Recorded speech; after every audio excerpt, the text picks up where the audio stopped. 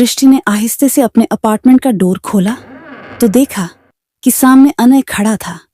जैसे ही अनय की नजर दृष्टि पर पड़ी तो वो अपनी पलकें झपकाना भूल गया। ऐसा इसलिए कि वो आज पहली बार दृष्टि को साड़ी में देख रहा था। दृष्टि रेड साड़ी में बहुत हॉट लग रही थी, इसीलिए अनय चाहकर भी उससे अपनी नजरें नहीं हटा पा रहा था। अनय को यूं बिना पलकें झपकाए देखते हुए देखकर दृष्टि उसके आगे अपना हाथ हिलाते हुए बोली, ओ हेलो, कहाँ खो गए आप? दृष्टि ने इतना ही कहा था कि अनय उसी खोए हुए अंदाज में दृष्टि की तरफ बढ़ने लगा। ये देखकर दृष्टि थोड़ी घबरा गई और अनय की तरफ अपनी उंगली पॉइंट करते हुए वो पीछे की तरफ हटने लगी। देखो, आप इस तरह से आधी रात को किसी के घर नहीं घुस सकते, और एक लड़की के घर में तो बिल्कुल नहीं। आप सुन रहे हैं ना? ये कहते हुए दृष्टि बहुत घबरा रही थी, क्योंकि अनय दृष्टि में खो सा गया था और बिना रुके हल्के कदमों से वो दृष्टि की तरफ बढ़ता ही जा रहा था। दृष्टि भी बिना रुके पीछे हटती जा रही थी, क्योंकि उसे अनय की आंखों में एक अलग ही जुनून नजर आ रहा था और ये देखकर दृष्टि की हालत खराब होने लगी थी। दृष्टि पीछे हटते हटते अब वो दीवार से जा लगी। पीछे हटने के लिए अब और कोई स्पेस नहीं रह गया था।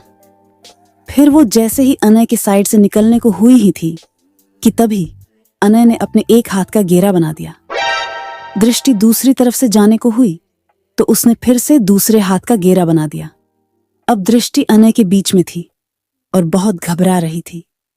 अनय को ऐसे देखकर दृष्टि की दिल की धड़कनें ट्रेन की रफ्तार पकड़ने लगी। अनय उसके होंठों के बेहद करीब आ चुका था। दृष्टि को उसकी गर्म सांसें अपने चेहरे पर महसूस हो रही थीं। घबराहट के मारे दृष्टि ने अपनी आंखें कसकर बंद कर लीं। फिर अनय उसके होंठों के बेहद करीब रहकर बोला, जब वो लड़की मेरी होने वाली बीवी हो तब तो मैं आ सकता हूं ना? ये सुनकर दृष्टि की सांसें तेज होने लगीं और किसी तरह खुद को संभालते हुए बोली, अनय प्लीज, आप थोड़ा दूर रहकर बात कीजिए ना। दृष्टि अपनी आंखें बंद किए हुए ही कह रही थी। उसकी हालत देखकर अनय को बहुत मजा आ रहा था, इसीलिए वो उसके कान के पास अपने होंठ ले जाकर आहिस्ते से उसके ईयरलोब को काट लिया।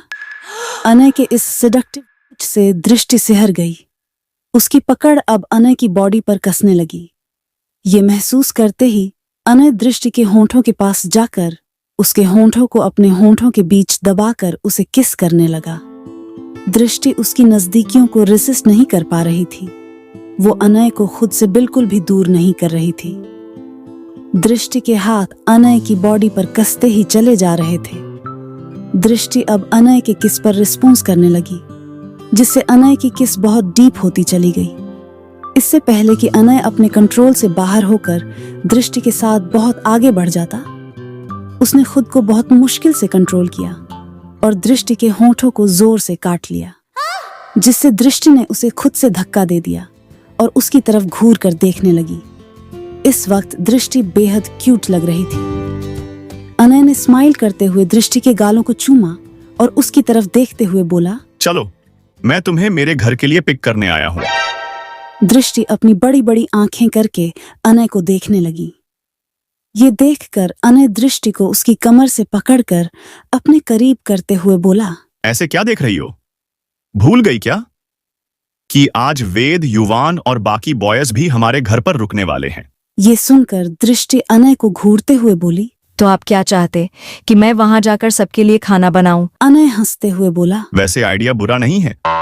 ये सुनकर दृष्टि अनय को खा जाने वाली नजरों से देखने लगी। ऐसे मत देखो जान, आज वेद भी आ रहा है ना, और उसकी मम्मा आज उसके साथ नहीं होंगी, तो शायद हम बॉयज उसे हैंडल नहीं कर पाएंगे। इसलिए मैं चाहता हूं कि तुम भी आज वहीं रुको। इतना सुनते ही दृष्टि खुद पर प्राउड होते हुए बोली, अच्छा जी, तो आप मानते हैं ना कि किसी एक चीज में ही सही, लेकिन मैं आपसे बेहतर हूँ। अनय दृष्टि की तरफ ही देख रहा था। तभी दृष्टि उसे टीस करते हुए बोली, फ्यूचर में जब आपका बेबी होगा तो आप क्या करेंगे मिस्टर रजावत? ये कहकर दृष्टि स्माइल करते हुए अनय की तरफ देखने लगी। लेकिन जब उसने अनय की इंटेंस आंखों को देखा तो उसे रियलाइज हुआ कि उसने क्या बोल दिया है। अनय उसे अपने करीब करते हुए बोला, मुझे पता नहीं था कि तुमने इतनी आगे तक की प्लानिंग करके रखी है। हमारे बच्चों के बारे में भी सोच लिया। वाओ जानू, इट्स टू गुड। दृष्टि शर्म से अपनी नजरें झुकाए हुए थी। अनय की नजदीकियां अक्सर उसे बेचैन कर देती थी। अनय उसके गालों को सहलाते हुए बोला, बेबी, उस वक्त तुम भी तो मेरे साथ होगी, तो हम मैनेज कर लेंगे ना। ये कहते हुए अनय की आंखों में सीरियसनेस झलक रही थी, जिसे देखकर दृष्टि उसमें खोने लगी। लेकिन वो जल्दी ही अपने होश में आ गई और उसने अपने सिर को झटका। फिर अनय से थोड़ा दूर होते हुए बोली, मैं चेंज करके आती हूँ, फिर हम चलते हैं। अनय उसे रोकते हुए बोला, इसकी कोई जरूरत नहीं है, और वैसे भी तुम इस साड़ी में कयामत लग रही हो। दृष्टि को लगातार देखे जा रहा था। फिर दृष्टि ने जब अनय की नजरों का पीछा किया तो देखा कि अनय की नजर उसकी खुली कमर पर ठहरी हुई थी। ये देखकर दृष्टि ने झट से अपनी कमर को साड़ी से कवर कर दिया और बाहर की तरफ जाने लगी। अनय भी स्माइल करते हुए उसके पीछे पीछे चलने लगा। दृष्टि पैसेंजर सीट पर बैठ गई और अनय ड्राइविंग सीट पर। फिर दोनों वहां से रसावत मैंशन के लिए निकल गए। दूसरी तरफ तानिया कार में बैठी हुई थी। उसकी कार सिंघानिया मैंशन की तरफ जा रही थी। वो बार बार अपने दोनों हाथों को एक दूसरे के बीच दबाए हुए उन्हें आपस में मसल रही थी, क्योंकि आर्य से बात करते हुए उसे उसकी टोन में एक गुस्सा सा नजर आया था। ये फील करते हुए बहुत घबराए जा रही थी कि आखिर बात क्या होगी, क्योंकि उसे उसकी सरप्राइज का बिल्कुल भी अंदाजा नहीं था। वो ये सब सोच ही रही थी कि तभी उसकी कार सिंघानिया मैंशन पहुंच गई। वो अपने ही ख्यालों में थी कि तभी ड्राइवर ने आवाज दी, मैम, हम घर पहुंच गए। तानिया अपने होश में आई और कार से निकलकर अंदर जाने लगी। आज वहां पर एक अलग ही शांति छाई हुई थी। इससे तानिया को अंदर ही अंदर घबराहट भी हो रही थी। वो आहिस्ते से अंदर गई। अंदर के नजारे को देख तानिया की आंखें खुली की खुली रह गईं। अंदर का माहौल पूरा रोमांटिक लग रहा था। लाइटें बहुत ही डीम थी। हल्की येलो लाइट से पूरा घर रोशन हो रहा था और गुलाब की भीनी भीनी खुशबू पूरे माहौल को खुशनुमा बना रही थी। तानिया अपनी सरप्राइज्ड आंखों से पूरे डेकोरेशन को देखने में लगी हुई थी कि तभी किसने पीछे से आकर उसे हग कर लिया। तानिया तो डर ही गई, लेकिन तभी उसे यह एहसास जाना पहचाना सा लगा और वो समझ गई ये आर्य ही है। आर्य, आपने तो मुझे डरा ही दिया था। आर्य ने उसके कंधे पर अपना चेहरा टिका दिया और उसकी कमर पर अपना हाथ लपेट दिया। और ये सब क्या है? और आज घर खाली खाली सा क्यों लग रहा है? सबने खाना खा लिया क्या? और वेद सो गया क्या? आर्य तानिया के सामने आया और उसके होंठों पर अपने होंठ रखकर उसे आहिस्ते से किस करते हुए बोला, ओफो वाइफी, तुम्हें अपने हस्बैंड के अलावा बाकी सबकी फिक्र होती है। तानिया अपनी टिमटिमाती आंखों से आर्य को देखने लगी। आर्य ने उसके हाथों को अपने हाथ में लेकर उन्हें चूमते हुए बोला, डोंट वरी, और आज घर पर कोई नहीं है, मैंने सबको भेज दिया है। ये सुनकर तानिया सरप्राइज्ड होते हुए बोली, भेज दिया? कहाँ भेज दिया और क्यों भेज दिया? क्योंकि आज मैं पूरा वक्त तुम्हारे साथ बिताना चाहता हूँ वाइफी। पर आर्य, वेद। तानिया कुछ कहने वाली थी कि तभी आर्य ने उसके होंठों पर अपनी उंगली रखते हुए कहा, अगर एक शब्द और कहा तो मैं तुम्हें अभी खा जाऊंगा। ये सुनते ही तानिया एकदम से चुप हो गई और उसकी दिल की धड़कनों ने रफ्तार पकड़ ली। फिर आर्य उसे अपनी बाहों में उठाकर सीढ़ियों से होते हुए अपने कमरे में चला आया और तानिया को आहिस्ते से खड़ा कर दिया। अपने कमरे का डेकोरेशन देखकर तानिया एक बार फिर सरप्राइज्ड हो गई। रूम का पूरा डेकोरेशन बहुत ही रोमांटिक और ड्रीमी लग रहा था, जिसे देखकर तानिया बहुत खुश हो गई और उसके चेहरे पर एक प्यारी सी स्माइल आ गई। वो आर्य की तरफ देखते हुए बोली, ये सब? आर्य उसे पीछे से हग करते हुए बोला, ये सब तुम्हारे लिए है जान। यहाँ हम अपनी जिंदगी के सबसे खूबसूरत पल जीने वाले हैं। ये सुनकर तानिया का चेहरा पूरी तरह गुलाबी हो गया। उसे अब शर्म आने लगी थी। आर्य थोड़ी देर के लिए तानिया से अलग हो गया, क्योंकि वो तानिया को अच्छे से देखना चाहता था। आज उसकी तानिया किसी अप्सरा से कम नहीं लग रही थी। उसका सोने जैसा रंग आज बहुत ग्लो कर रहा था। उसे ऊपर से नीचे तक देखने के बाद आर्य की नजर उसके गुलाबी होंठों पर ठहर गई और वो उसके करीब जाते हुए बोला, मैंने तुम्हें इमेजिन करके ये साड़ी ली थी, पर मुझे ये नहीं पता था कि तुम इसे पहनकर मुझे इस तरह घायल कर दोगी। ये कहते हुए उसने तानिया के होंठों को आहिस्ते से चूम लिया। तानिया के गाल पूरी तरह गुलाबी हो चुके थे। आर्य उसे इस तरह से देखकर बोला, जान, अगर तुम ऐसे ही शर्माती रही तो मैं खुद पर बिल्कुल भी कंट्रोल नहीं कर पाऊंगा। ये कहते हुए उसने तानिया के ईयरलोब पर किस करते हुए उसे हल्का सा काट भी लिया। फिर तानिया को लेकर वो बेड पर चला आया और उसे बिठाकर उसके बगल में बैठ गया। फिर आर्य तानिया का हाथ अपने हाथों में लेकर बोला, तानिया, तुम्हारे आने से पहले मेरी लाइफ में सिर्फ 2 ही चीजें थीं, मेरी फैमिली और मेरा बिजनेस। वेद मेरी जान था, उसमें मेरी सारी दुनिया बसती थी। फिर मेरी लाइफ में तुम आई। तुमने मुझे जिंदगी की हर छोटी बड़ी खुशियां दी, मेरे बेटे को अपना बेटा बनाया, इस परिवार को अपना परिवार बनाया। तुम और वेद दोनों मेरी जिंदगी हो। तुम दोनों के बिना मैं कुछ भी नहीं। I love you wifey, I love you so much. Tania Arya के दोनों गालों को अपने हाथों में भरकर उसे आहिस्ते से चूमते हुए बोली, आई लव यू टू आर्य।